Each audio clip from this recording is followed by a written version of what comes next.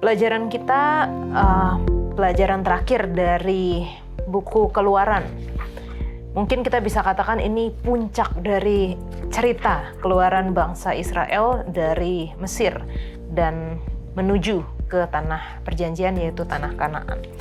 Angin itu nggak bisa kita lihat, tapi bisa kita rasakan. Jadi kalau sekarang kita nggak bisa lihat Allah, kita bisa tahu Allah itu hadir dari mana? Dari apa yang kita rasakan. Pekerjaan Roh Kudus bisa kita rasakan. Apa itu pekerjaan Roh Kudus? Pertobatan. Secara harfiah dan secara temporal dari Mesir menuju tanah Kanaan. Tetapi ini juga keluar dari mana? Ya seperti eklesia, keluar dari kegelapan menuju kepada terang yang ajaib. Ya keluar dari ketidaktahuan menuju kepada pengenalan akan Allah. Nah, jadi kalau kita lihat, ya inilah sebenarnya intisari daripada kitab yang kita pelajari dalam satu kuartal ini, yaitu Exodus atau Shemot atau Keluaran.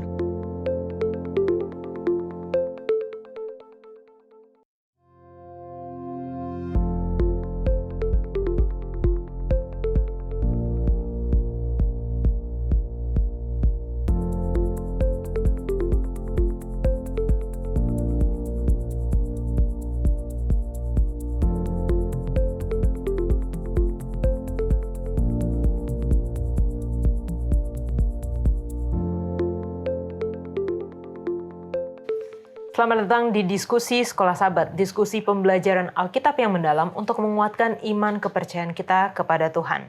Senang sekali bisa terus menemani pemirsa di dalam pembelajaran Sekolah Sabat kita dari pelajaran ke pelajaran, di mana triwulan ini kita belajar mengenai kitab Keluaran dan kita sudah sampai di pelajaran terakhir dari kitab Keluaran. Dan terima kasih untuk teman-teman yang sudah hadir untuk berdiskusi bersama. Tentunya kami senang juga untuk mendapatkan kesaksian dan komentar dari teman-teman yang telah menuliskan di YouTube channel Diskusi Sekolah Sabat. Untuk yang pertama, boleh minta kesediaan Pendeta Wilson membacakan. Baik, yang pertama ada dari Roslin. Puji Tuhan dan terima kasih penjelasan Sekolah Sabat, Tuhan memberkati. Lalu yang berikutnya dari Helni Tangkilisan. Terima kasih tim Sekolah Sabat Hope Channel mencerahkan dan menguatkan. Kita yang ketiga dari Gerila. Salam dari Gereja SDA Masangkong Kudat Sabah. Tuhan Yesus memberkati kita semua. Amin. Selanjutnya Jansen. Yang pertama dari Raymond Sakul. Impromptu is the best dan Hope Channel Indonesia selalu di hati. Terpujilah Tuhan maka maha baik. Terima kasih Pak Jansen dan Bill sangat meninggikan Tuhan Yesus. Amin. Selanjutnya, Dirman Pandiangan, Shalom, terima kasih atas diskusi sekolah sahabatnya, karena dapat membantu saya untuk memahami pelajaran sekolah sahabat.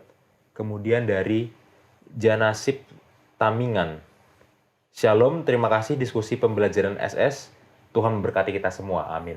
Amin. Bill? Ya, dari saudari Linda Sumarau. Terima kasih, saya baru pertama kali mengikuti program ini. Puji Tuhan. Lalu dari Nus Malioy. Puji Tuhan, Yesus senang sekali bergabung dalam acara Sekolah Sabat. Semoga semua selalu diberkati. Dan dari Cika Ringkuangan. Puji Tuhan, kita tiba lagi di pelajaran baru Sekolah Sabat. Tuhan memberkati Kak Yola bersama tim dan kita semua yang akan mendengarkannya. Amin, puji Tuhan. Terima kasih teman-teman semua telah memberikan komentar dan juga kesaksian bagaimana program ini dapat bermanfaat, menjadi berkat bagi teman-teman di dalam pembelajaran baik secara pribadi, keluarga dan juga jemaat. Dan karena ini sudah di pelajaran terakhir, tentunya kami menawarkan buku Sekolah Sabat yang baru ya, yang nanti akan dibagikan kepada teman-teman yang rindu untuk belajar bersama namun sulit akses kepada buku ini. Jadi silahkan langsung saja hubungi nomor call center Hope Channel Indonesia dan katakan saya ingin memiliki buku Sekolah Sabat. Kami akan meminta alamat lengkap Anda dan kami akan mengirimkan secara cuma-cuma di wilayah Indonesia. Pelajaran kita, pelajaran terakhir dari buku Keluaran. Mungkin kita bisa katakan ini puncak dari cerita keluaran bangsa Israel dari Mesir dan menuju ke tanah perjanjian, yaitu tanah Kanaan. Kita akan mempelajari kemah suci yang kita sudah pelajari mungkin di beberapa pekan yang lalu, tapi kita akan melihat dengan lebih jelas bagaimana misi umat Allah yang Allah inginkan adalah untuk memiliki hubungan dengan Dia dan juga untuk menjadi gambaran atau memberikan gambaran yang benar tentang Tuhan kepada orang lain. Itulah yang sebenarnya Tuhan inginkan dari bangsa Israel untuk memancarkan terang, untuk memancarkan karakter Tuhan yang Allah yang benar kepada bangsa-bangsa di sekitar. Dan bait suci menunjukkan kedekatan Tuhan dengan manusia dan mengungkapkan kebenaran terbesar kepada mereka, yaitu bagaimana Dia menyelamatkan mereka yang datang kepadanya dengan iman. Pernahkah engkau merasa terjebak, tertindas oleh beban hidup, seolah berada dalam perbudakan yang tak berujung? Kitab Keluaran adalah kisah tentang Allah yang bertindak, Tuhan yang tidak diam melihat penderitaan, Allah yang dekat dengan umatnya yang tertindas. Dengan tangannya yang kuat dan penuh belas kasihan, Ia membebaskan mereka. Ia membuka jalan di tengah laut dan memulai perjalanan menuju tanah yang dijanjikan. Lebih dari sekedar kisah pelarian, ini adalah kisah perubahan. Sebab Allah tidak hanya membawa mereka keluar dari Mesir, Dia juga ingin membawa Mesir keluar dari hati mereka. Dari perbudakan menuju kebebasan, dari kelahiran Musa hingga perjanjian di Sinai, dari kekacauan menuju penyertaan di padang gurun, dari kemurtadan bangsa hingga kemuliaan Tuhan yang menampakkan diri. Apa arti semua ini bagi kita sekarang?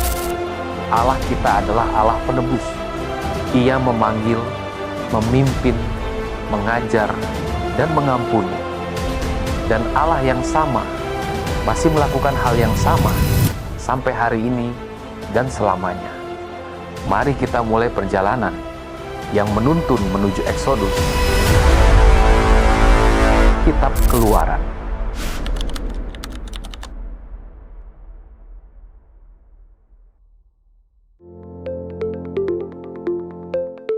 Pelajaran ke-13 dengan judul Kemah Suci, ayat hafalannya terdapat di dalam Keluaran 40, ayat 34 dan 38.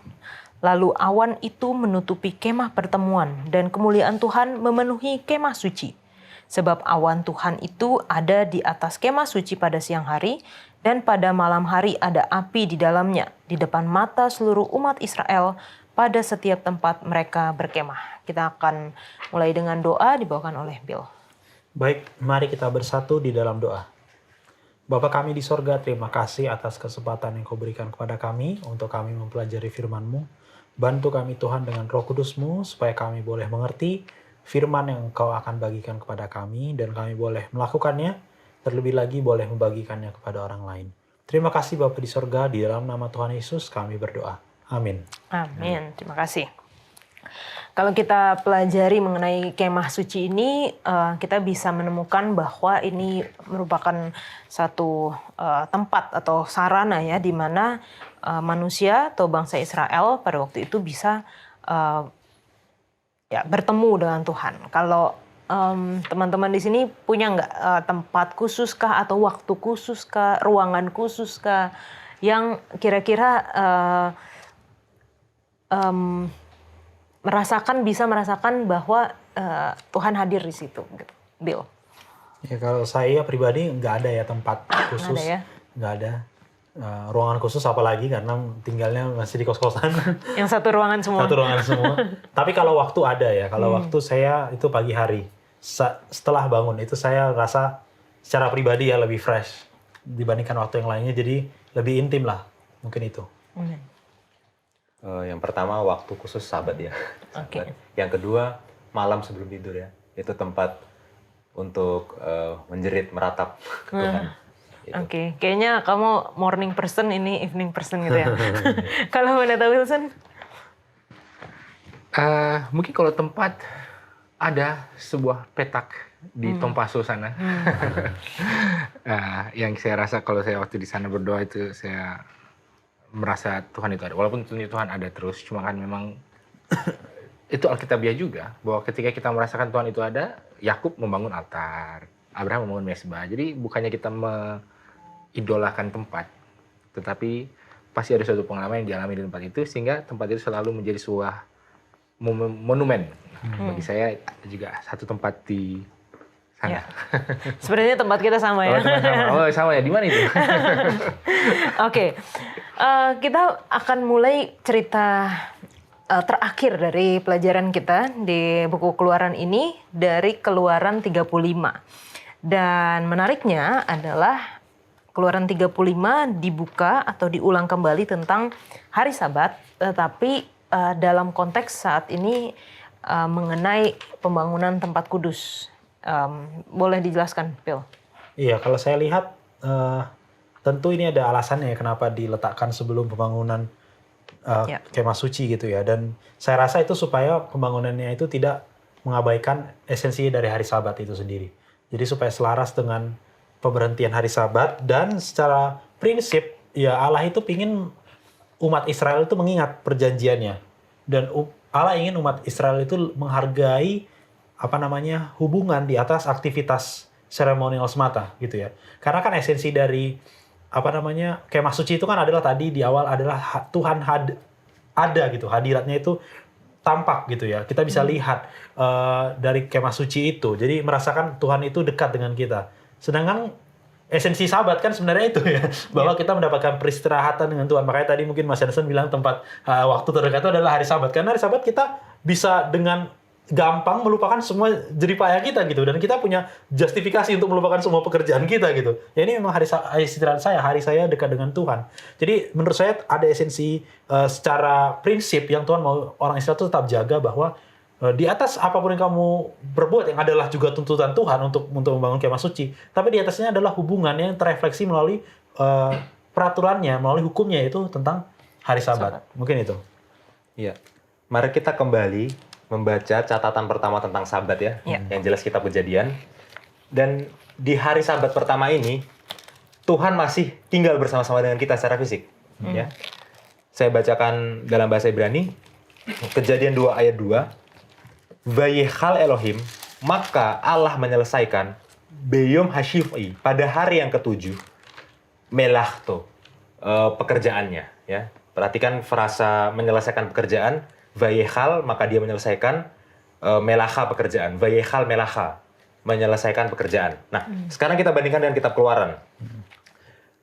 Kita langsung lompat ke pasal terakhir. Keluaran 40 ayat 33. Saya bacakan bahasa Indonesia aja. Musa membuat pelataran di sekeliling kemah suci dan mezbah itu, dan memasang tirai pada pintu gerbang pelataran itu. Demikianlah Musa menyelesaikan pekerjaan itu.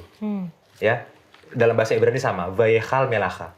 Maksudnya gini, seperti penciptaan terjadi dalam 7 hari, bait suci dibangun dalam 7 tahap. Ya, seperti pada saat penciptaan Tuhan tinggal bersama-sama kita secara fisik di bait suci, Tuhan hadir di situ. Ya, dan sama seperti penciptaan ada frasa menyelesaikan pekerjaan, di bait suci juga ada frasa menyelesaikan pekerjaan. Kenapa? Sabat mengingat penciptaan, bait suci adalah bentuk miniatur penciptaan. Jadi kenapa Sabat itu ditempelkan dengan bait suci? Karena dua-duanya adalah momen mengingat penciptaan, dan dua-duanya adalah momen di mana Tuhan hadir. Oh Immanuel, Tuhan beserta kita. Makanya Sabat itu adalah bait suci dalam waktu. Amin. Neta Wilson. Ya mungkin singkat aja, karena kata-kata terakhirnya udah menuju ke sana. Jadi Sabat itu adalah bait suci di dalam waktu, ketika Allah masuk ke dalam waktu. Dan ketika Allah menyuruh bangsa Israel untuk membangun bait suci, ataupun tabernakel, kemah suci, adalah karena Allah mau masuk ke dalam ruang. Nah ini kan dia sudah masuk ke dalam waktu, sekarang dia masuk ke dalam ruang. Karena kan kalau kita ingat di Salomo ketika menahbiskan bait suci, dia katakan apa? Siapakah kami ini yang bisa membuat sebuah ruang bagi Allah untuk berdiam? Jadi memang ada hubungannya antara Allah merasuki sebuah satu realm ya, waktu sudah di hari Sabat, lalu kemudian dia membangun kemah suci dalam ruang, space gitu kan. Jadi hari Sabat ini mengingatkan bahwa Allah ini sedang memasuki sesuatu. Jadi kalau saya rasa ini cukup puitis juga ketika proyek ini besar ini mau dimulai, lalu dimulai dengan mengingatkan akan hari Sabat. Amin.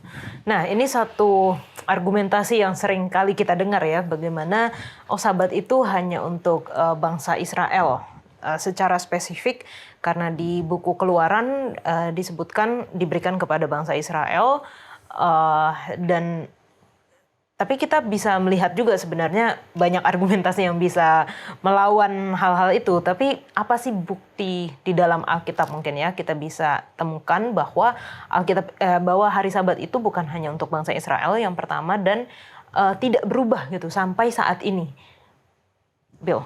Iya, ya saya rasa kita yang telah membaca kitab Kejadian ya dan juga memasuki kitab Keluaran, kita sudah tahu tadi bahkan Mas Hasan sudah sebutkan ayatnya bahwa Sabat itu sudah ada bahkan sebelum ada bangsa Israel itu sendiri, yaitu dari penciptaan. Dan itulah argumen yang Tuhan masukkan dalam perintah Sabat itu dalam Keluarannya. 6 hari lamanya engkau telah bekerja untuk mengingat apa? Penciptaan, gitu kan. Sedangkan kalau versi ulangannya adalah untuk mengingat Tuhan sebagai penebus. Jadi hari Sabat itu mengingatkan bangsa Israel yang mana adalah notabene manusia pada umumnya bahwa Tuhan itu telah menciptakan, Tuhan adalah sang pencipta untuk mengapresiasi dan memasyurkan namanya, dan yang kedua adalah Tuhan penebus manusia. Nah, dari mana kita tahu bahwa itu sudah ada dari bangsa Israel dan itu tetap diikuti oleh manusia pada umumnya bahkan belum ada bangsa Israel? Ya, saya bisa kasih contoh misalnya satu adalah peristiwa Kain. Nah, waktu di kejadian berapa itu? 4. Kejadian 9 kalau salah. Kejadian 4 ya. Ketika Kain itu membunuh Habel, Tuhan meminta pertanggungjawaban darahnya. Pertanyaannya adalah Kain dari mana tahu bahwa membunuh itu salah? Sedangkan membunuh itu sudah ada, dan membunuh itu baru ada mungkin argumen orang ya, baru ada di 10 hukum atau bahkan baru ada di zaman era Nuh. Karena di Nuh itu kan ada dikatakan juga Kejadian 9:5 dikatakan, tetapi mengenai darah kamu, ya ini nyawa kamu aku akan menuntut balasannya. Nah, kalau itu baru ada di Nuh, tapi kenapa Kain itu dituntut balasannya?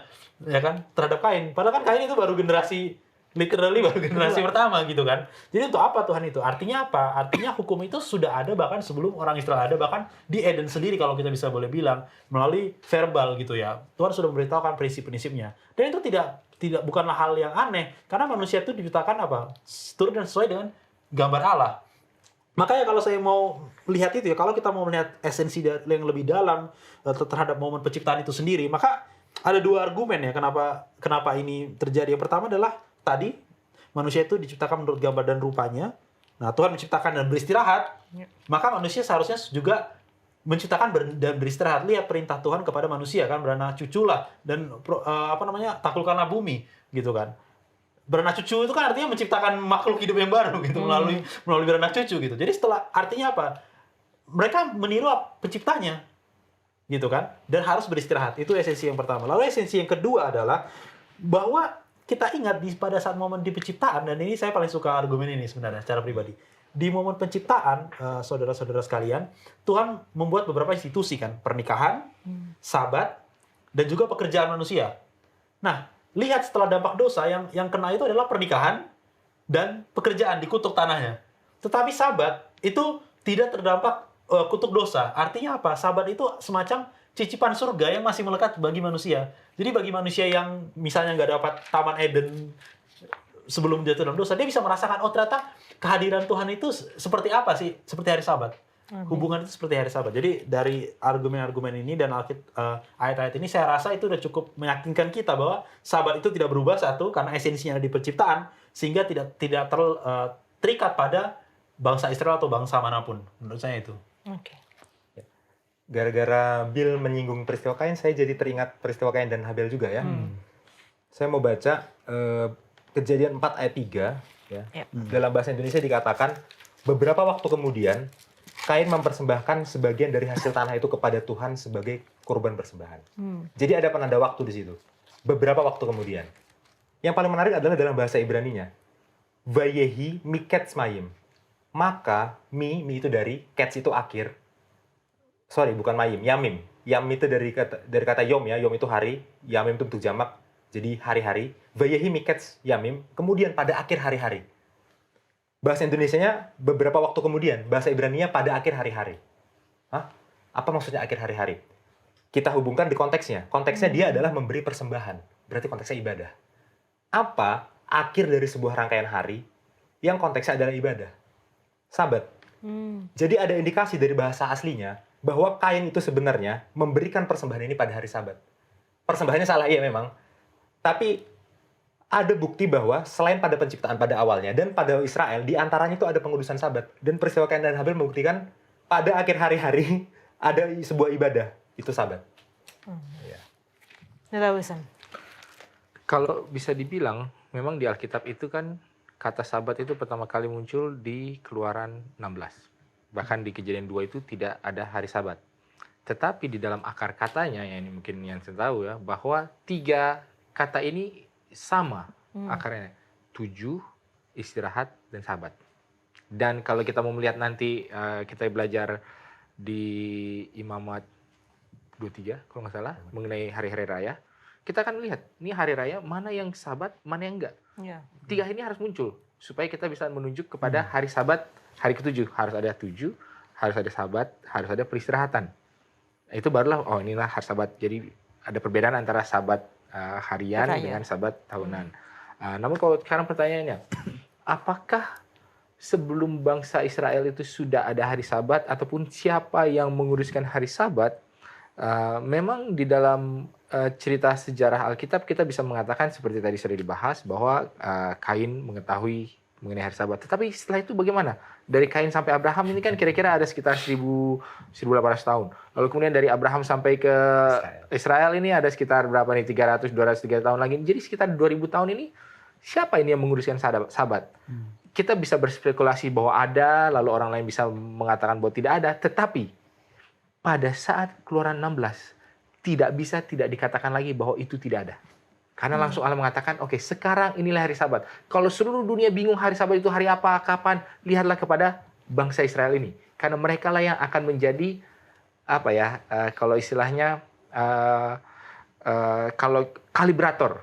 Untuk mengkalibrasi. Oke, kalau orang bingung, kapan ini mulai? Oke, lihatlah kepada bangsa Israel. Jadi itu adalah salah satu tujuan kenapa bangsa Israel itu diambil sebagai bangsa. Ya. Kalau di dalam Yeskiel 20 ayat 12 atau ayat 20, dikatakan Sabat itu adalah menjadi tanda antara aku dengan kamu supaya kamu tahu dengan bangsa Israel dan juga supaya mereka tahu, orang lain tahu, supaya semua orang tahu bahwa ada Allah yang menciptakan langit dan bumi. Jadi kalau dibilang apakah ini hanya untuk bangsa Israel? Tidak, karena ini adalah untuk seluruh dunia walaupun memang yang menjadi apa ya, enforcernya atau menjadi monitornya kalau di asrama itu adalah bangsa Israel, gitu. Oke, terima kasih pendeta untuk penjelasannya. Ini kita, semakin membuka pikiran kita dan memberikan kita pengertian ya. Jadi kalau misalnya ada argumentasi-argumentasi mengenai hari Sabat tidak berlaku lagi, hari Sabat hanya untuk orang Israel atau orang Yahudi, kita bisa tahu bagaimana kita menjawabnya gitu. Oke, pembangunan Bait Suci ini diadakan dengan dikatakan di sini firman Tuhan bunyinya, ambillah bagi Tuhan persembahan khusus dari barang kepunyaanmu. Jadi bangsa Israel itu diminta untuk membawakan persembahan. Apa saja sih yang kita bisa lihat persembahan dan peruntukannya apa gitu di Bait Suci, Bill? Iya, ada banyak ya saudara. Ya. Kalau saudara mau baca, kalau saya boleh ringkaskan, mereka itu bawa emas. Ini di by the way ini di Keluaran 35 ayat 21 sampai 29 ya. Jadi mereka pada bawa emas, perak, tembaga, kain ungu muda, kain ungu tua, kain kirmizi, lenan halus, kulit domba yang diwarnai merah, kulit-kulit lumba-lumba. Itu dalam bahasa Ibrani apa itu? Takas itu ya. Mas Hansen ya, kalau nggak salah. Kulit lumba-lumba, ya kan? Ayat berapa? Bentar, ayat berapa itu? 35 ayat. Nah itu unik ya, karena di Septuaginta tuh, Septuaginta itu adalah terjemahan bahasa Yunani untuk Perjanjian Lama, itu adalah hiakintina yang artinya kulit berwarna biru. Jadi itu ada perdebatan juga. Pertanyaannya dari mana kulit lumba-lumba mereka dapat gitu kan? Di padang gurun. Di padang gurun. Nah ada yang bilang oh itu dari Laut Merah diambil, atau sebenarnya itu adalah cara penerjemah untuk menerjemahkan kulit yang licin sebenarnya. Ada juga argumen seperti itu. Ya tapi ya kita nggak benar-benar tahu ya itu terbuat dari apa. Tapi itu sebenarnya diperuntukkan untuk lapisan terluar ya, supaya kalau kena hujan dia nggak rusak lapisan kain-kain yang di bawahnya gitu ya. Nah tapi exactly itu kain apa sampai sekarang masih ada perdebatan tentang Ayat itu. 23. Ayat 23 ya.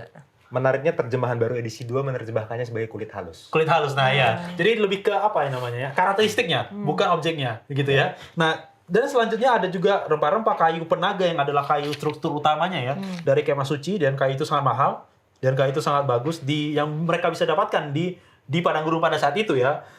Lalu minyak untuk lampu, rempah-rempah, dan minyak urapan dan ukupan, batu permata untuk baju, efod dan tutup dada imam. Dan semuanya itu Tuhan sudah bilang di Keluaran 25 sampai 30 di Sinai sebelum mereka buat anak lembu emas semuanya. Jadi detail-detailnya ada panjang itu, saudara saya nggak bisa tulis satu-satu, tapi kira-kira itulah persembahan yang mereka berikan. Mungkin itu. Oke.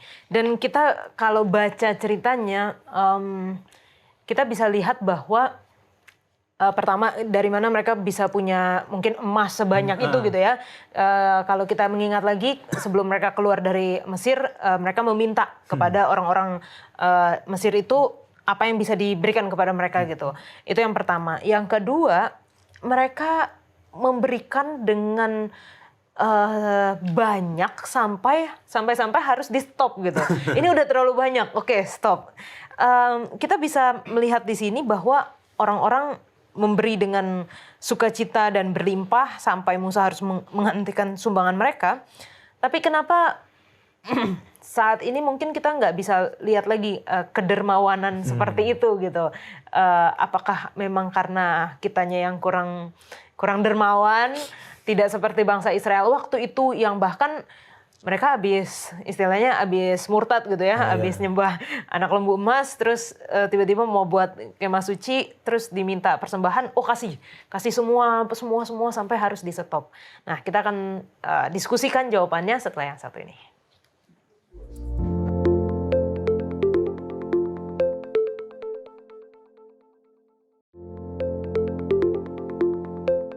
Apakah kedermawanan bangsa Israel pada saat membangun bait suci tidak lagi terlihat di gereja zaman sekarang, dan bagaimana cara kita supaya bisa lebih murah hati? Jansen. Iya, saya teringat perkataan Yesus ya, engkau telah menerima dengan cuma-cuma, berikanlah dengan cuma-cuma. Kita aplikasikan ke bangsa Israel dulu. Bangsa Israel itu punya emas, perak, dan kain. Apakah mereka menerima dengan cuma-cuma atau mereka berusaha?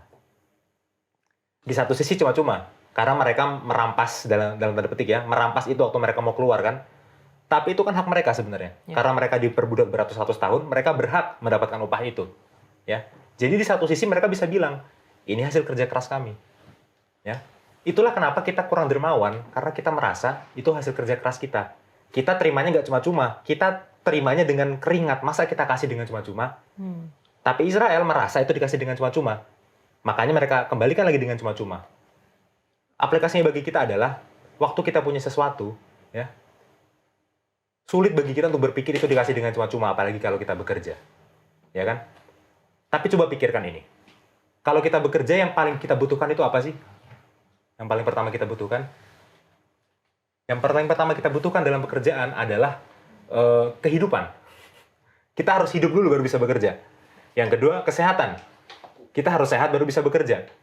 Ya. Yang ketiga baru skillnya, yang keempat baru pekerjaannya. Nah, sekarang yang kasih kita kehidupan dan nafas siapa? Tuhan. Artinya apa? Sehebat-hebat apapun kita bekerja dan mencari semua benda yang kita punya, kita nggak bisa punya apa-apa kalau Tuhan nggak kasih kehidupan dan nafas sejak awalnya. Ya berarti semua yang kita punya sebenarnya cuma-cuma. Makanya kita harus mau kasih dengan cuma-cuma. Ya. Waktu kita merasa yang kita punya itu punya kita tapi bukan punya Tuhan, kita nggak akan kasih dengan cuma-cuma. Tapi waktu kita percaya ini cuma dititipkan dan kita adalah penatalayan, maka kita bisa kasih dengan cuma-cuma. Iya, Mazmur 24 ayat 1 ya, bumi serta segala isinya adalah milik Tuhan. Ya, saya rasa itu merangkum apa yang kita punya itu, kita hanyalah penatalayan. Saya suka bagian itu ya. Dan elemen lain dari pemberian mereka tadi sudah dibilang ya di Keluaran 35 ayat 5, memberi dengan sukacita, dorongan hati ya, katanya itu. Lalu ayat 5 di Keluaran 36-nya udah stop gitu kan. Dan ada orang penulis rohani ya, dia mengatakan bahwa pemberian mereka ini mereka terima dengan cuma-cuma, mereka berikan dengan cuma-cuma, tapi pertanyaannya pemberian mereka ini berkualitas atau tidak? Mereka berikan ini bukan kayak tier 2-3 kain nomor berapanya, mereka ini berikan yang terbaik. Jadi mungkin ya udahlah saya berikan dengan cuma-cuma, tapi cuma-cumanya saya itu cuma segini ya. Nah, Ya, kita mungkin kadang-kadang kita sebagai pribadi atau bahkan sebagai jemaat masih seperti itu. Maksudnya, oh iya kita memberi kok, tapi ya dorongan hati saya itu mentoknya cuma sampai segini. Atau misalnya saya berikanlah yang bagus untuk saya, yang kurang bagus untuk Tuhan. Pada saat mereka memberi dengan sukarela, itu bukan hanya sukarela secara hati, tetapi kualitasnya itu yang terbaik. Nah, jadi menurut saya itu elemen yang penting juga gitu ya. Artinya apa? Saya rasa itu bisa kita bawa ke dalam sikap yang lebih jauh. Berarti pada saat kita bekerja pun kita melakukan yang terbaik untuk pekerjaan itu kan. Karena kita akan menerima berkat, dan berkatnya itu akan kita berikan berkat yang terbaik juga untuk Tuhan.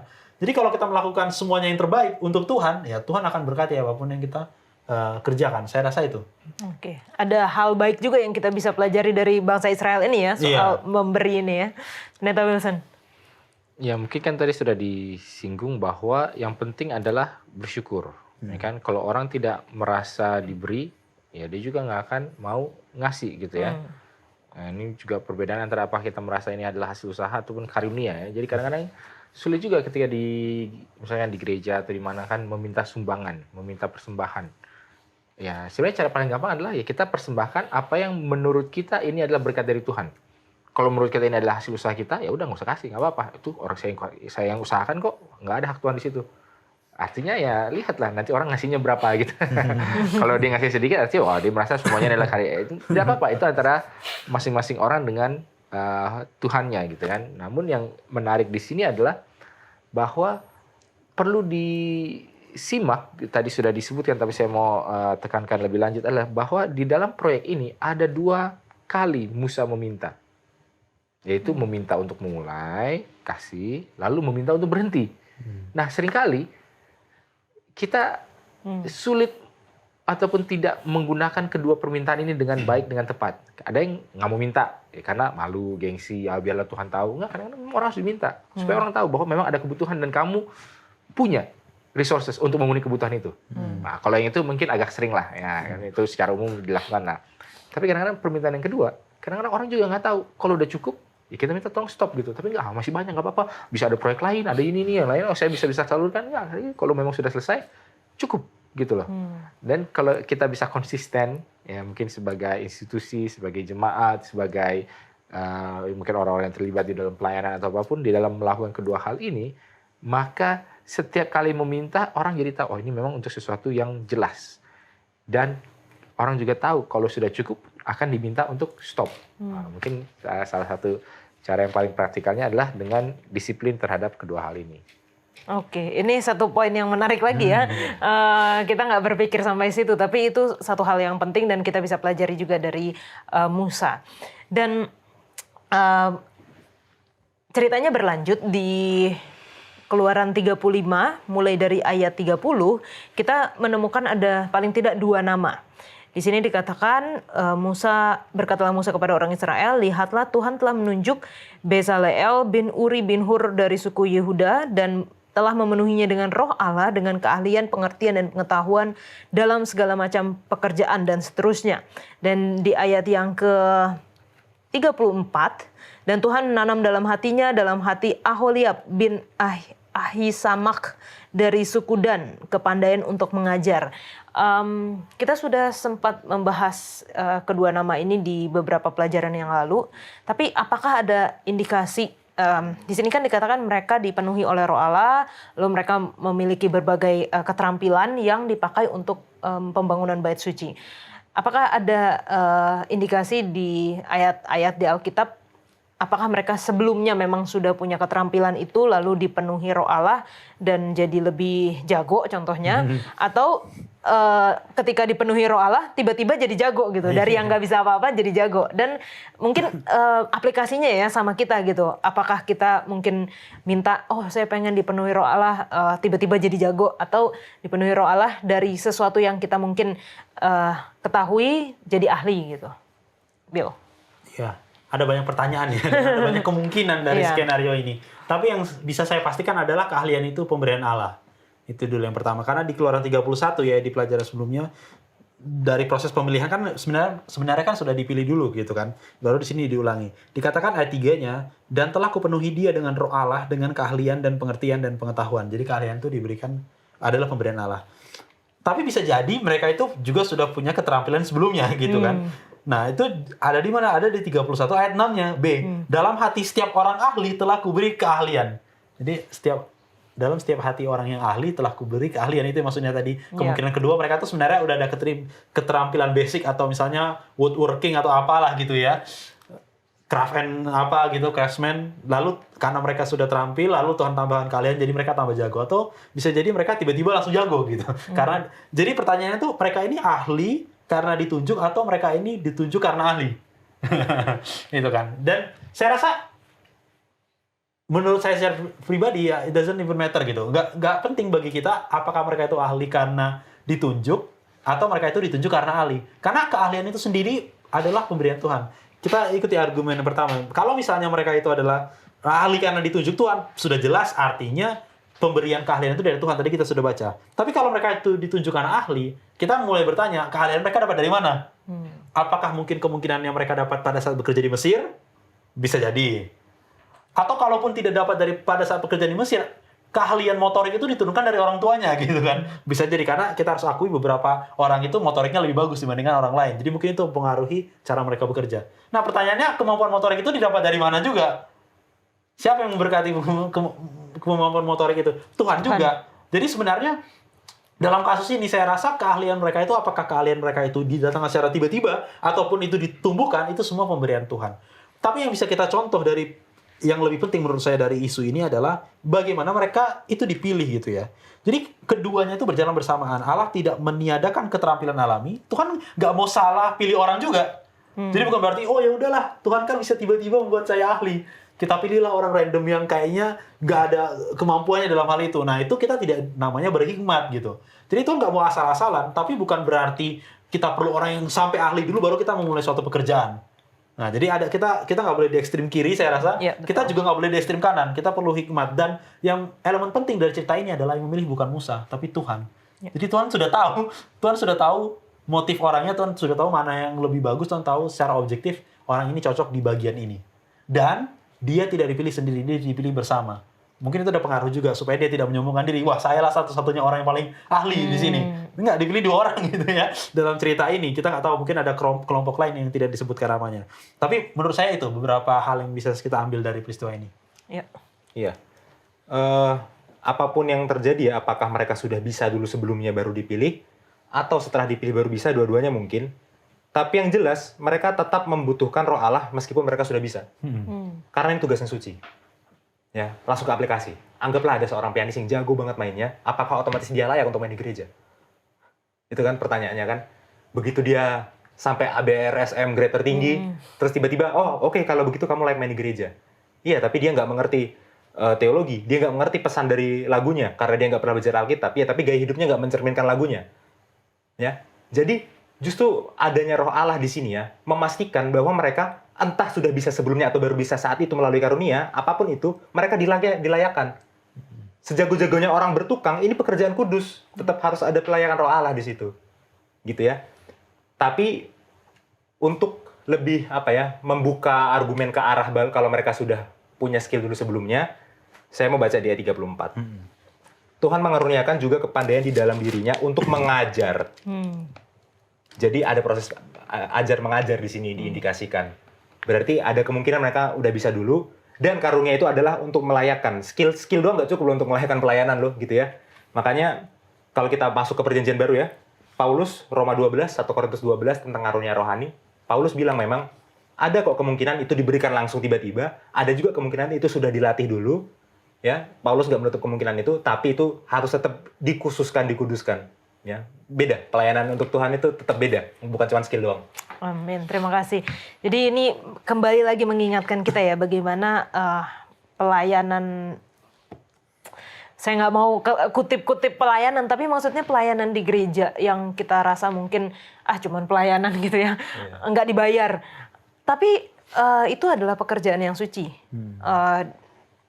Mungkin pekerja di dalam gereja ataupun di dalam organisasi gereja, kita harus sadar bahwa kita sedang melakukan satu hal yang kudus gitu. Kudus artinya terpisah, artinya kita membutuhkan Roh Allah untuk melakukan pekerjaan ini. Mungkin Pendeta Hulsan ada aplikasi yang lain? Kalau bagi saya ya, Alkitab itu memilih orang yang tidak punya kemampuan, iya. Nah, orang selalu bilang murid-murid apa segala macam mereka dimampukan. Lalu kalau di dalam Kisah Para Rasul 3 atau 4, wah, kenapa orang bertanya kenapa mereka bisa seperti itu? Tapi mereka mengingat, oh karena mereka sudah bersama dengan Yesus. Tapi bagi saya, Alkitab lebih sering memilih orang-orang yang memang sudah punya indikasi ke arah sana. Ya, mungkin dua contoh yang bisa kita sebutkan adalah seperti Daud dan Paulus, ya kan? Kalau bisa dibilang Daud ketika mau mengalahkan Goliat, kan dia menjawab kan, oh semua bertanya-tanya bisa nggak kamu apa kata Daud kan, ini salah satu ayat kesukaan saya kan, hambamu ini ketika mengembalakan di padang belantara sudah mengalahkan beruang dan singa, maka orang ini pun sama juga. Ya karena kita harus tahu bahwa sebelum kita bisa mengalahkan raksasa, kita harus mengalahkan ya, singa, beruang, kalau nggak bisa serigala, kucing hutan, anjing gila, kucing liar, kecoa, apalah jangkrik. Jadi harus mulai sesuatu dan dikembangkan. Jadi kan Alkitab sendiri mengatakan bagi siapa yang memiliki kepadanya akan ditambahkan. Dan bagi siapa yang tidak, bahkan apa yang ada pun juga akan diambil daripadanya. Jadi kalau saya prinsipnya condong kepada bahwa orang-orang yang dipakai Allah memang sudah antara punya keinginan, ataupun punya kemampuan, atau punya perkembangan yang memang sudah dilakukan. Dan itulah yang Allah gunakan dan Allah istilahnya berikan dorongan, ya, turbo booster gitu. Langsung bisa meroket lebih kencang, lebih jauh. Tapi sudah ada momentum daripada orang itu sendiri. Nah, momentum ini dari siapa? Ya, semua orang mendapatkan talenta lah. Mungkin nggak semua penyanyi, nggak semua ini, tapi semua orang punya hal yang bisa dia kerjakan kalau dia mau. Jangan orang talentanya ini, tapi enggak, saya nggak mau ini, saya mau kerjaan yang lain. Apakah boleh seperti itu? Ya boleh-boleh aja. Ya berdoalah kepada Tuhan supaya Tuhan juga tumbuhkan talenta yang lain. Tapi tetap kita harus bertanggung jawab terhadap apa yang sudah Tuhan berikan. Amin. Terima kasih Pendeta Wilson. Nah, ketika kita belajar mengenai bait suci, kita tahu bahwa itu menunjuk kepada pelayanan Yesus Kristus. Mungkin Bill bisa jelaskan gambaran kemah suci dan hubungannya dengan pelayanan Yesus dari mungkin denah, perabotan, dan nanti Jansen mengenai upacara-upacaranya. Iya, baik. Untuk denah sendiri ya, ini masih ada perdebatan karena di Alkitab kan itu satuannya hasta, dan di antara scholar Alkitab sendiri ada yang bilang itu 45 cm, ada yang bilang itu 52 cm.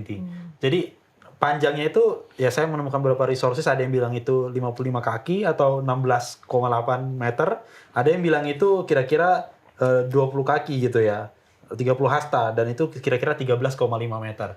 Ya ada perdebatan itu, tergantung satuannya apa gitu ya, saya juga nggak tahu pasti yang mana yang benar, tapi kira-kira denahnya seperti itu ya, panjang, lebar, tingginya, itu ada semuanya satuannya disebutkan di sini, di dalam Alkitab. Nah, bagian dari perabotannya itu atau bagiannya itu adalah ada, ya saya rasa nih orang Kristen pada umumnya sudah tahu, ada halaman luar, ada kemah suci gitu kan, dan ada bilik suci, bilik suci. Nah, di halaman luar itu ukurannya itu sekitar 50 kali 100 hasta. Nah, itu saya pakai hasta ya, karena saya nggak tahu meternya itu kira-kira berapa. Nah, dindingnya itu terbuat dari kain lenan halus putih tadi yang dikumpulkan itu ya, dan pintu gerbangnya itu hanya satu di sebelah timur. Nah, itu juga melambangkan bahwa hanya satu pintu menuju kehadiran Tuhan, yaitu melalui Yesus. Gitu. Nah, perabot di dalamnya di halaman luar itu ada mezbah korban bakaran. Itu terbuat dari kayu penaga yang tadi dilapisi tembaga. Mereka kan juga menyerahkan tembaga. Lalu ada tanduk di setiap keempat sudutnya, gitu ya. Dan disinilah korban bakaran itu diberikan, dipersembahkan. Nah, dan ini adalah fungsinya apa? Adalah lambang salib Kristus, gitu ya. Dan ada bejana tembaga juga. Nah, itu terbuat dari tembaga. Lalu di kemah suci itu ada bentuknya itu seperti tenda panjang, terbagi dari dua ruang. Bilik suci dan bilik yang maha suci, itu biasanya terpisahkan tirai gitu ya. Dan dindingnya itu dari papan kayu penaga dilapisi emas, berdiri tegak dengan alas perak. Mereka kan bukan perak, emas gitu ya. Jadi itu dari kayu tapi dilapisi emas. Jadi kalau dari luar mungkin orang kalau nggak pegang nggak tahu kalau itu kayu gitu ya. Tapi itu sebenarnya kayu gitu. Karena mereka kan juga perlu pindah-pindahkan itu seiring mereka berjalan gitu ya. Nah, di bilik suci itu ukurannya 20 hasta panjang dikali 10, dan di dalamnya itu ada meja roti sajian, ada kaki dian dari emas, ada mezbah pedupaan. Dan itu semua lambangnya Kristus ya. Meja roti sajian melambangkan Kristus sebagai roti hidup, dan juga kaki dian emas melambangkan Kristus, dan mezbah pedupaan melambangkan doa-doa umat yang naik kepada Allah. Lalu di bilik yang maha suci itu bentuknya itu kubus, 10 kali 10 kali 10 hasta, dan satu-satunya perabotan di sana adalah Ark of the Covenant atau tabut perjanjian. Nah, di tabut perjanjian itu tutupnya dari emas murni atau mersisit itu tutup pendamaian dan ada kerub yang menjaga. Nah, kira-kira seperti itulah denah dan perabot-perabot di dalamnya. Oke. Ya, kalau upacara intinya ada 2 garis besar ya. Kalau detailnya banyak, tapi garis besarnya 2. Upacara harian, upacara tahunan. Di upacara harian ada korban harian, orang yang berdosa dan bertobat membawa korban. Ya, ini melambangkan pengampunan dosa dan utamanya melambangkan Yesus yang nanti akan menjadi korban mengampuni dosa. Lalu ada upacara tahunan. Di upacara tahunan itulah yang disebut sebagai hari pendamaian, ya. Di situ bait suci dibersihkan. Ini bukan lagi melambangkan pengampunan dosa, tapi melambangkan pembasmian dosa. Ya, dosa sudah diampuni ya, tapi apakah dosanya masih ada sumbernya? Nah, ini melambangkan pembasmian dosa. Digenapinya oleh pelayanan Yesus juga. Di pengadilan pemeriksaan, pelayanan Yesus sebagai imam besar di bait suci surgawi. Ya, itu menurut surat Ibrani. Dan ya, yang paling kita tahu ya, Daniel 8 ayat 14 ya. Itu. Oke, terima kasih. Tentunya kita udah pernah, paling tidak kita sudah pernah tahu ya gambarannya, dan kita sudah tahu bahwa semuanya itu menunjuk kepada Yesus. Bahkan kita punya satu pelajaran sekolah sahabat khusus gitu tentang yang mempelajari mengenai bait suci selama 13 pelajaran. Jadi ini hanya mengingatkan kita bahwa apa yang Musa atau Tuhan suruh kepada Musa untuk buat itu sebenarnya bayangan kepada yang akan datang, yaitu pelayanan Yesus di muka bumi ini. Kita akan melanjutkan pelajaran kita, jangan kemana-mana.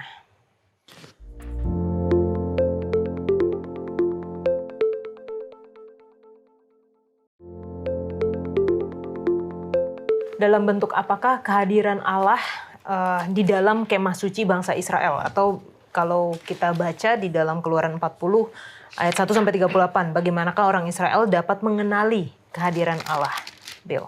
Ya, kalau kita baca, yang pertama adalah melalui Shekinah ya. Kehadirannya atau kemuliaan Allah itu hadir di bilik yang maha kudus, di atas tutup pendamaian tadi. Salah satu ornamen yang ada di sana gitu ya. Dan itu adalah tanda Allah tinggal di tengah-tengah umatnya. Ya, Shekinah, dan satunya lagi adalah yang kita sudah sering lihat, yaitu tiang awan dan tiang api gitu ya. Dan itu adalah salah satu bentuk kehadiran Allah juga dalam perjalanan mereka, perjalanan bangsa Israel. Mungkin itu. Oke. Kalau kita sudah membahas di pelajaran sebelumnya ya, bagaimana Allah itu saat ini itu dan pada waktu bangsa Israel juga sih nggak terlihat gitu, tapi paling tidak caranya atau manifestasinya terlihat dan terasa gitu. Kalau sekarang seakan-akan memang tidak terlihat sama sekali dan tidak terasa sama sekali. Tapi cara-cara apa yang kita bisa lakukan supaya kita bisa mengalami kehadiran Allah itu, Jansen? Iya. Allah masih hadir sampai sekarang dan justru lebih hadir lagi ya.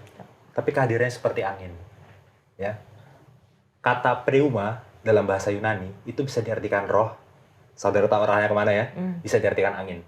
Roh Kudus, pneuma, itu seperti angin. Ya, mengutip dari percakapan Yesus dengan Nikodemus. Angin itu nggak bisa kita lihat, tapi bisa kita rasakan.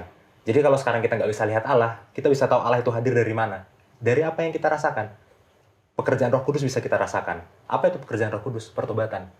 Ya, jadi Tuhan hadir seperti angin melalui pekerjaan Roh Kudus, dan sekarang hadir di sini juga bersama kita dan juga bersama semua penonton. Amin. Amin. Neta Wilson. Ya, kalau kita melihat mungkin sebelum melompat kepada zaman sekarang, mungkin kekhawatiran yang sama itu juga disampaikan oleh murid-murid ya. Terlebih di dalam Yohanes pasal 14 ya kan. Ketika Yesus mengatakan, janganlah kamu khawatir, kamu percaya kepada Bapa, percaya kepada aku pergi. Lalu aku tanya, emang kamu kemana? Kemana aku tahu, kemana aku pergi, kamu tahu jalannya. Tapi intinya pada saat itu, salah satu yang Yesus katakan di dalam Yohanes pasal 14 ayatnya yang sebentar. Saya buka dulu, ayat 15, ya kan? Jikalau kamu mengasihi aku, kamu akan menuruti segala perintahku. Lalu kemudian ayat 16, aku akan meminta kepada Bapa dan ia akan memberikan kepadamu seorang penolong yang lain supaya ia menyertai kamu selama-lamanya, yaitu roh kebenaran. Nah, ini roh kebenaran ini baru yang tadi disampaikan ya. Tentang bagaimana ia akan bersama-sama dengan kita selama-lamanya. Dan inilah cara di mana Allah bisa hadir kepada setiap orang. Ini kalau kita bicara hal yang mistikalnya lah ya, hal-hal yang bersifat rohaninya. Namun kemudian kalau begitu bagaimana dengan hal-hal yang bisa dilihat, bisa diraba, bisa disentuh, bisa dialami. Allah hadir melalui bagaimana umatnya yang berada dalam suatu perkumpulan, di situ Allah juga hadir, ya kan? Hari ini melalui apa? Ya melalui persekutuan antara satu dengan yang lain. Kalau kita lihat di dalam gereja mula-mula, di mana mereka melakukan 4 hal itu kan, ya berdoa, mempelajari firman Tuhan, lalu memuji Tuhan, dan juga perjamuan makan gitu ya. Jadi ketika semuanya ini ada, kita bisa mengatakan bahwa Allah itu hadir dan ada, dan kita bisa rasakan melalui apa? Ya kalau kembali kepada diskusi kita di pelajaran yang lalu, ya Musa meminta Allah, tunjukkanlah, kamu melihat Allah. Lalu apa yang Allah tunjukkan? Ya kan? Karakternya, namanya. Ketika kita hidup di dalam suatu lingkungan, ataupun di dalam suatu komunitas, ataupun di dalam suatu keluarga di mana kita merasakan karakter Allah, yaitu kasih, pengharap, damai sejahtera, penuh dengan kemurahan, penuh memaafkan, tapi juga di sana kita tidak cuma dikasih yang manis-manis, tapi kalau kita buat kesalahan juga ditegur, langsung diberikan konsekuensi, didisiplin. Nah, disitulah baru kita bisa juga mengatakan bahwa memang ada hadirat Allah di tempat ini. Karena seringkali ya sama seperti Yakub gitu kan ya, di dalam mimpinya kan ya, kita itu seperti sungguh ternyata hadirat Allah ada di tempat ini, tetapi aku tidak menyadarinya.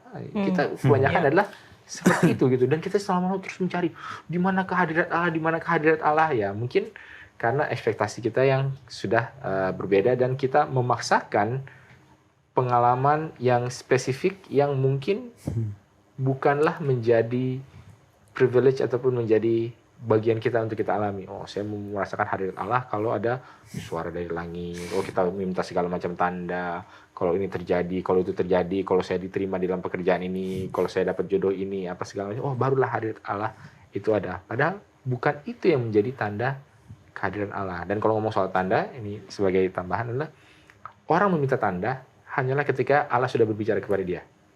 Untuk meyakinkan, untuk konfirmasi, minta tanda. Tapi kalau Allah belum berbicara, terus oke, tunjukkanlah tandamu kepada kamu. Jadi kita minta tanda itu bukanlah hal yang alkitabiah. Jadi boleh meminta sebuah tanda sebagai perlambangan ataupun simbol ataupun gambaran bahwa Allah menyertai. Tapi itu hanya setelah kita yakin memang Allah berbicara kepada kita. Bahwa ada suatu hal yang dilakukan, ada suatu kegiatan yang harus dilakukan, ada keputusan yang harus diambil. Kita nggak yakin, oke, kita minta tanda, boleh. Dan itu cukup alkitabiah lah ya. Tapi kalau belum ada terus kita yang meminta-minta, itu yang tidak pas. Oke. Dan memang kita harus lebih peka ya terhadap kalau kita katakan kehadiran Allah, terhadap berkat Tuhan itu ketika kita bangun pagi dan bisa menarik nafas aja itu merupakan berkat dari Tuhan, merupakan mujizat gitu, merupakan hadirat Allah di sana. Dan kadang-kadang kita mungkin seperti take it for granted, artinya kalau bagi seseorang yang mungkin baru pertama kali dia belajar bawa kendaraan, setiap kali dia mau bawa tuh masih deg-degan kan, masih berdoa dulu, Tuhan tolong berkati gitu ya. Tapi kalau udah lama udah nggak berdoa lagi gitu, udah jago kok, udah jadi nggak peka lagi bahwa ada hadirat Tuhan di situ. Oke, balik lagi mengenai kemah suci, bagaimanakah kemah suci ini digenapi dengan inkarnasi Yesus dari Yansen? Iya. Mari kita baca keluarannya dulu, baru ke Yesus ya. Ini pelajaran sebelumnya, tapi kita baca lagi. Keluaran 25 ayat yang ke-8. Saya baca dalam bahasa Ibrani. Ve'asuli, dan kalian buatlah bagiku mikdash, tempat kudus, ve'syakhanti betocham. Dan aku akan syakhan, aku akan berkemah, aku akan tinggal di antara kalian ya. Kalau tadi Bill sebut Shekinah, kata Shekinah itu dari kata ini ya, syakhan. Artinya tinggal berkemah. Jadi kenapa ada tempat kudus di zaman Keluaran? Karena Tuhan mau tinggal di tengah-tengah bangsa Israel. Sekarang kita ke Perjanjian Baru. Yohanes 1 ayat 14. Dalam Yohanes 1 ayat 14 dikatakan, firman itu telah menjadi manusia dan tinggal di antara kita, dan kita telah melihat kemuliaannya, yaitu kemuliaan sebagai anak tunggal Bapa, penuh anugerah dan kebenaran. Ya, dikatakan situ tinggal. Tapi dalam bahasa Yunaninya adalah, ini saya dari memori, ke o logos sars egeneto. Dan firman itu, logos itu, sars egeneto menjadi daging, ke eskinosen, en imin. Dan berkemah di antara kita. Kata berkemah dalam bahasa Yunani adalah eskinosen. Tapi itu bukan bahasa asli Yunani. Itu serapan dari Ibrani. Ibraninya adalah syakhan, diserap ke Yunani jadi eskinosen. Mirip ya? Syakhan, eskinosen, ada SKN-nya di sana ya. Kenapa? Karena Yohanes memang mengalusi, merujuk kepada Keluaran. Seperti pada Keluaran, Tuhan tinggal di tengah-tengah umatnya di kemah suci, begitu juga Yesus tinggal di tengah umatnya dalam inkarnasinya. Ya, jadi inkarnasi Yesus itu benar-benar perwujudan Tuhan yang tinggal seperti di kemah suci dulu. Itu Immanuel, Tuhan beserta kita. Iya, dan tidak aneh makanya Paulus bilang dalam Kolose 2 ayat 17 bahwa termasuk ritual kemah suci ya, bahwa itu hanyalah bayangan dan dari hal-hal yang akan datang, sedangkan wujud nyatanya adalah Kristus itu sendiri. Dan ya kita sebut aja satu persatu dari apa aja yang dilakukan gitu. Orang bangsa Israel gitu ya di kemah suci ada tadi hadirat Allah, lalu perantaraan bagi manusia, ya kan, imam besar itu kan juga dipenuhi dalam Yesus. Korbannya juga adalah Yesus. Pintu yang tadi saya sebut cuma satu, itu juga adalah Yesus. Jadi semuanya merujuk kepada Yesus. Tema besarnya adalah Tuhan mau tinggal bersama-sama dengan manusia. Mungkin itu. Oke. Pendeta Husen ada tambahan? Ya, mungkin tambah sedikit aja lah, bahwa ketika bait suci itu dihancurkan oleh tentara-tentara Babylon, lalu kemudian pembuangan, dan ketika mereka kembali akhirnya direstorasi oleh Nehemia, Ezra, dan Zerubabel dan semuanya. Dan ketika itu akhirnya bukan ditabiskan lah, maksudnya kayak dibuka kembali gitu kan. Wah, ada tangisan orang-orang tua-tua yang pernah melihat, keagungan, keindahan bait suci. Wah, dulunya nggak kayak begini. Dulu ini dari emas, pualam apa. Kok sekarang cuma dari dari kuningan gitu kan. Mungkin mereka begitu. Tapi kemudian di dalam Hagai 2 ayat 9 dikatakan, ini mungkin sebagai salah satu penggenapan di mana nih? Hagai 2 ayat 9 dikatakan, adapun rumah ini, kemegahan ayat 10, kemegahannya kemudian akan melebihi kemegahannya yang semula, firman Tuhan semesta alam, dan di tempat ini aku akan memberi damai sejahtera, demikianlah firman Tuhan semesta alam. Artinya apa? Bahwa di dalam bait suci yang dipugar oleh Zerubabel ini adalah bahwa Mesias itu akan datang dan memberkati ataupun akan memberikan hadiratnya. Karena kalau ketika Salomo ataupun ketika tabernakel di padang gurun itu kan ada awan-awan yang ketika ditahbiskan kan wah ada hadirat Allah. Tapi kok yang ini nggak ada. Akhirnya ada penggenapannya. Jadi kita bisa lihat bahwa memang inkarnasi Yesus ini adalah penggenapannya. Dan kemudian yang bisa kita sambungkan adalah bahwa apa sih tujuan daripada tabernakel ini? Tadi seperti sudah disebutkan adalah bahwa Allah mau tinggal bersama-sama di tengah-tengah manusia. Dan di dalam inkarnasi itu Allah tinggal di dalam manusia. Secara literal. Ya, kita tidak tahu hipostasisnya seperti apa, dualisme Kristus dengan itu mungkin biarlah para scholars yang memperdebatkan, tapi kita terima saja dengan iman bahwa memang Allah akhirnya benar-benar tinggal dan benar-benar menunjukkan yang tadinya Musa tidak bisa melihat wajah Allah, yang tadinya hanya namanya yang disebutkan, yang tadinya hanya deskripsinya, akhirnya terjadi penggenapannya. Dan kalau dikatakan di dalam Petrus, yang kita ceritakan ini bukanlah fabel semata, tapi kami benar-benar sudah memegangnya dan menyentuhnya. Nah, itulah yang menunjukkan bahwa bagaimana Allah akhirnya menyatakan dirinya dan tinggal dan bertabernakel di tengah-tengah umatnya, ya, melalui inkarnasi daripada Yesus itu.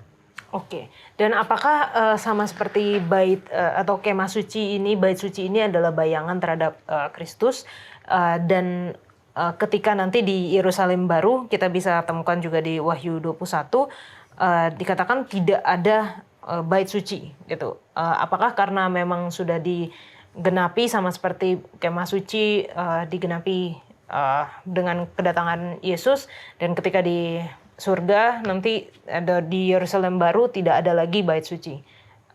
Ya kita baca aja ayat di dalam Wahyu 21 ayat 22. Ya kan di sini dikatakan, mana ini Wahyu 21 ayat 22 dikatakan, dan aku tidak melihat bait suci di dalamnya. Kenapa? Sebab Allah Tuhan yang Maha Kuasa adalah bait sucinya. Demikian juga anak domba itu. Jadi memang apakah masih butuh bait suci? Ya, loh. Allahnya sendiri itu adalah sudah ada di sana. Nah, kita tidak tahu bagaimana ya nanti soal topografinya, apakah berarti itu Allah, terus kita ada di dalam Allah, atau bagaimana ya, itu mungkin sesuatu yang besides the point lah ya, bukan intinya. Tapi ketika ini menjadi penggenapan, kembali ke Yohanes 14, aku mempersiapkan tempat bagimu, dan aku akan kembali membawa kamu supaya apa? Di mana aku berada, kamu pun berada. Itulah bagaimana Allah yang Allah rindukan dari sejak awal, bertabernakel, tinggal bersama-sama dengan manusia. Nanti bentuknya seperti apa pada prakteknya yaitu ya kita tunggu tanggal mainnya. Tapi itulah Sampai di sana ya. Janji ya yang Tuhan sudah berikan melalui penglihatan daripada Yohanes dalam Wahyu. Oke, karena ini merupakan pelajaran terakhir dari kitab Keluaran ya. Mungkin boleh teman-teman yang ada di sini berikan kesimpulan atau mungkin pelajaran yang bisa didapatkan dari 1 kuartal ini kitab Keluaran dari Bill. Iya, kitab Keluaran ini mendeskripsikan sebuah perjalanan rohani yang luar biasa. Perjalanan rohani dari suatu bangsa yang sering kita cemooh gitu ya. Kadang-kadang, Allah, coba kalau saya di sana gitu biasanya. Sama aja. Sama aja. Tapi ya banyak hal yang bisa pelajari ya. Dia mendeskripsikan menurut saya adalah mujizat terbesar di Perjanjian Lama, yaitu pembelahan Laut Merah. Dan banyak sekali alusi terhadap Tuhan Yesus Kristus ya, yang adalah pengenapan dari semuanya. Kalau tadi bicara tentang kemah suci ya, saya mau baca satu ayat sebagai kesimpulan dari saya, Wahyu 21 ayat 4. Dan ia akan menghapus segala air mata dari mata mereka dan maut tidak akan ada lagi. Tidak akan ada lagi perkabungan atau ratap tangis atau duka cita, sebab segala sesuatu yang lama itu telah berlalu. Tuhan datang memberikan janji kepada orang Israel sebagai pembebas. Membebaskan mereka dari semua penderitaan mereka di Mesir. Ya kan? Hadirat Tuhan berkemah di tengah-tengah manusia melalui Yesus. Rasul-rasul dan orang berbondong-bondong datang ke Yesus karena mereka mencicip ya sebagian dari surga itu melalui kehadiran Yesus, yang sakit disembuhkan, yang kurang makan diberi makan. Dan sekarang janji yang sama Tuhan berikan kepada kita nanti, suatu saat nanti yang mutlak akan terjadi, tidak akan ada lagi tangis, bahkan tidak akan ada lagi penyebab tangis, yaitu dosa di Yerusalem yang baru. Makanya kita harus segera keluar dari bumi ini. Kita berdoa supaya Tuhan menyertai kita sampai tiba saatnya. Mungkin itu kalau dari saya. Ya. Mari kita merayakan setiap Sabat dengan lebih mendalam lagi. Ya, Sabat itu kan ada di Keluaran cukup banyak referensinya ya. Setiap Sabat kita mengingat penciptaan, bahwa dulu waktu penciptaan Tuhan tinggal bersama kita. Dan setiap Sabat kita mengingat nanti waktu langit baru dan bumi baru, Tuhan tinggal lagi bersama dengan kita. Setiap Sabat kita ingat nostalgianya, indahnya Tuhan tinggal bersama kita, dan setiap Sabat kita berharap itu akan kembali lagi. Jadi mari kita lebih menghayati Sabat lagi. Amin. Neta? Mungkin kalau dari saya, semua mengenai kitab yang kita pelajari ini terangkum di dalam namanya. Judulnya. Baik judul Ibraninya, Shemot, ataupun judul Grikanya, Exodus. Adalah tentang bagaimana nama Allah itu ada. Ya, walaupun di sini bilang, ya ini nama Bani Israel ya, tapi kita anggaplah nama. Jadi di sini dijelaskan nama Allah itu apa, siapakah dia, karakternya seperti apa, dan itu menjadi satu tema yang kita lihat sepanjang Keluaran ini. Lalu kemudian dari nama Grikanya, Exodus, kita lihat bagaimana ini ada proses keluar. Keluar berarti kan menandakan dari mana mau kemana. Ya. Secara harfiah dan secara temporal dari Mesir menuju tanah Kanaan. Tetapi ini juga keluar dari mana? Ya seperti eklesia, keluar dari kegelapan menuju kepada terang yang ajaib. Ya, keluar dari ketidaktahuan menuju kepada pengenalan akan Allah. Jadi kalau kita lihat, ya inilah sebenarnya intisari daripada kitab yang kita pelajari dalam 1 kuartal ini, yaitu Exodus atau Shemot atau Keluaran dalam bahasa Indonesia. Terima kasih Neta dan juga Bill Jansen, kita sudah berdiskusi bersama. Saya secara pribadi merasa terberkati dengan banyaknya pelajaran-pelajaran yang kita bisa dapatkan, dan saya harapkan teman-teman semua juga bisa belajar dan mulai mungkin kalau misalnya terlalu banyak nggak bisa langsung saya lakukan semua, mulai satu persatu untuk dihidupkan, karena Tuhan pasti memampukan bagi yang mau untuk Tuhan pakai gitu. Kalau teman-teman masih memiliki pertanyaan sehubungan dengan kitab Keluaran, silakan tinggalkan di kolom komentar YouTube channel Diskusi Sekolah Sahabat. Kita akan jawab di pelajaran selanjutnya, walaupun pelajaran selanjutnya sudah di pelajaran yang baru ya. Tapi tetap tinggalkan dan kita akan membahasnya.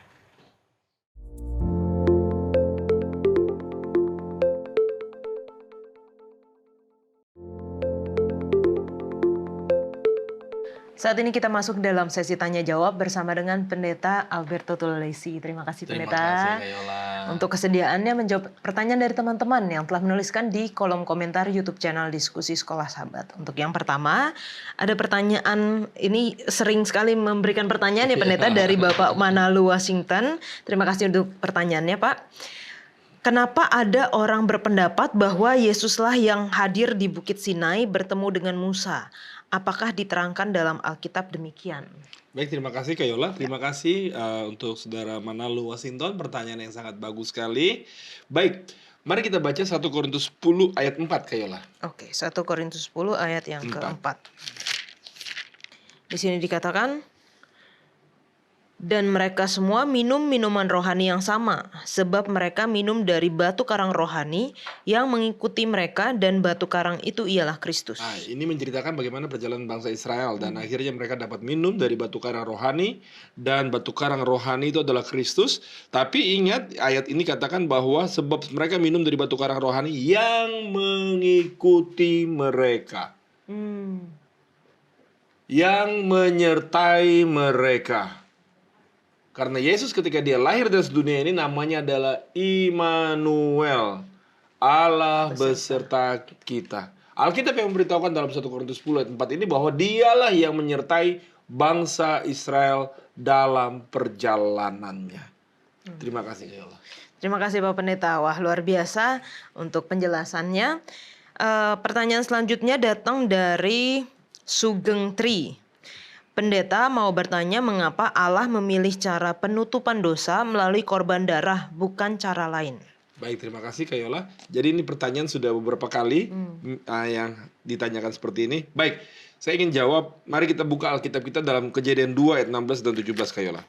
Kejadian 2 ayat 16 dan 17. Kenapa sih harus darah? Lalu Tuhan Allah memberi perintah ini kepada manusia. Semua pohon dalam taman ini boleh kau makan buahnya dengan bebas, tetapi pohon pengetahuan tentang yang baik dan yang jahat itu, janganlah kau makan buahnya. Sebab pada hari engkau memakannya, pastilah engkau mati. Pada hari engkau makannya, pastilah engkau mati. Engkau melanggar perintah Allah, maka engkau mati. 1 Yohanes 3 ayat 4 berkata bahwa dosa ialah pelanggaran akan perintah Allah, akan hukum-hukum Allah. Berarti dosa hukumannya mati. Karena telah melanggar perintah Allah dan dia harus mati. Alkitab yang bilang, Allah sendiri yang bilang. Roma 6 ayat 23, upah dosa ialah maut. Itu bagian pertamanya. Jadi maut harus mati. Manusia mati. Nah sekarang, kenapa harus darah gambarannya? Coba mari kita lihat di dalam Imamat 17 ayat 11. Saya baca ya. Ya. Karena nyawa makhluk ada di dalam darahnya. Dan aku telah memberikan darah itu kepadamu di atas mezbah untuk mengadakan pendamaian bagi nyawamu. Karena darah mengadakan pendamaian dengan perantaraan nyawa. Jadi darah itu nyawa. Nyawa makhluk hidup itu ada di darahnya kata Alkitab ini. Jadi kenapa harus jadi? Karena kan harus mati. Kenapa jadi harus darah yang tertumpah? Karena untuk mengganti kematian itu. Nah, makanya di dalam Ibrani 9 ayat 22, dan hampir segala sesuatu yang disucikan menurut hukum Taurat dengan darah, dan tanpa penumpahan darah tidak ada pengampunan. Oleh karena itu, boleh ayolah baca Efesus 1 ayat 7. Efesus 1 ayat yang ke-7 dikatakan, sebab di dalam Dia dan oleh darahnya kita beroleh penebusan, yaitu pengampunan dosa, menurut kekayaan kasih karunia-Nya. Iya, oleh darah Kristus kita diampuni. Kenapa? Karena kita harus mati. Karena kita sudah melanggar perintah Allah. Maka upah dosa ialah maut, tetapi kasih karunia Allah. Roma 6 ayat 23 dilanjutkan. Tapi kasih karunia Allah adalah hidup yang kekal dalam Kristus Yesus Tuhan kita. Kenapa? Karena Yesus sudah mati di atas kayu salib untuk membayar tunai yang harusnya nyawa saya, kekekalan saya hilang, kebinasaan menjadi bahagian saya dan kita semua. Tapi Yesus sudah ambil itu, sudah tanggungkan itu di dalam dirinya. Dia mati di atas kayu salib untuk kita semua sehingga kita boleh memperoleh pengampunan dosa. Terima kasih Kak Yola. Amin. Terima kasih banyak Pak Pendeta. Jadi apa yang dilakukan di bangsa Israel melalui korban darah binatang itu hanya melambangkan Iya, ya, melambangkan. korban Kristus yang akan mati bagi menebus dosa manusia semuanya.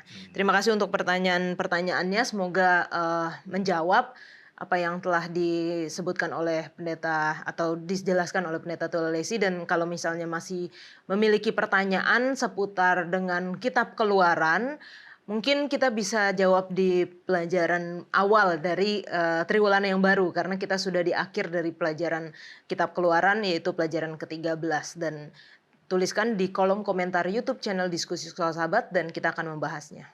Kita kembali ke studio.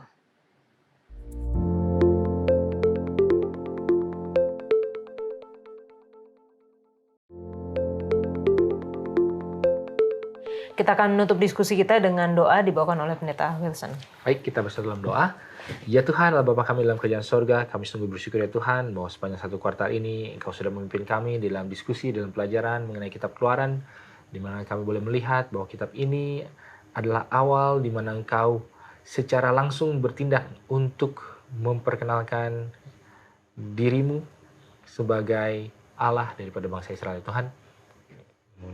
Memperkenalkan karakter Allah, sifat-sifatnya, kebaikan, kemurah hatian, kepanjang sabaran ya Tuhan, yang mau membawa bangsa Israel ini keluar dari Mesir menuju tanah perjanjian. Biarlah itu juga boleh mengingatkan kami bahwa karakter Allah yang sama, yang penuh kasih itu masih bekerja dan masih akan terus menuntun kami keluar daripada kegelapan dosa menuju kepada terang yang ajaib yang ada di dalam Engkau. Biarlah kami boleh memulai, melanjutkan, meneruskan, mengembangkan pengenalan perjalanan kami di dalam kerohanian kami bersama-sama dengan Engkau. Bersama dengan kami, tuntun kami sesuai dengan hikmat kebijaksanaan surgawi dan berikan kepada kami kekuatan sesuai dengan hari-hari kami. Bersama dengan seluruh pemirsa dimanapun dan kapanpun yang menyaksikannya. Ini menjadi harapan kami dalam Yesus kami berdoa. Amin. Amin. Terima kasih Pendeta Wilson, terima kasih Bill dan juga Yansen. Kita sudah berdiskusi, kita sudah belajar kitab Keluaran ini bersama-sama. Dan seperti bangsa Israel yang Tuhan telah tuntun keluar dari Mesir, Tuhan juga telah tuntun kita keluar dari dosa. Dan menuntun kita bersama-sama dengan kita hadir di tengah-tengah kita, agar kita bisa selamat, bisa setia sampai masuk ke tanah perjanjian Yerusalem baru. Kita akan bertemu di seri pelajaran yang baru. Tuhan Yesus memberkati.